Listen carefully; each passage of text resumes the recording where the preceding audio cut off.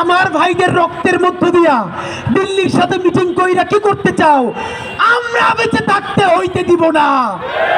কর্মসূচি ঘোষণা করছি। ইনকিলাব মঞ্চের পক্ষ থেকে শহীদ সমাবেশ থেকে ঘোষিত 4 দফা।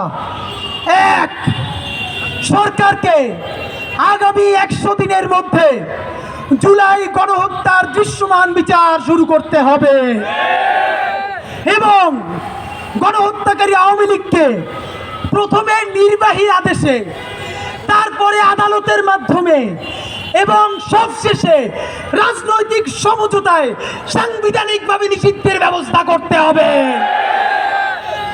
2, শাপলা গণহত্যার রাষ্ট্রীয় স্বীকৃতি দিয়ে জাতিসংঘের সহায়তায় তদন্ত কমিটি গঠন করতে হবে এবং শহীদদের তালিকা প্রকাশ করে অবিলম্বে শাপলা গণহত্যার বিচার শুরু করতে হবে।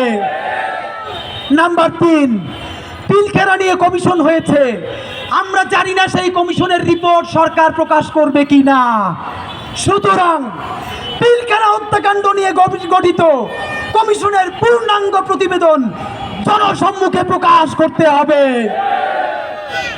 এই 4 নম্বর দাবিটা সরকারের কাছে নয়, BNP, Jamaat Islami, NCP, AB party, ইসলামী আন্দোলন থেকে শুরু করে আপনাদের সবার উদ্দেশ্যে জুলাই জনতা বলছি, বাংলাদেশের সকল রাজনৈতিক দলের আগামী নির্বাচনী ইশতেহারে গণহত্যাকারী আওয়ামী লীগের পূর্ণাঙ্গ বিচারের বিষয়ে স্পষ্ট ধারা উল্লেখ থাকতে হবে।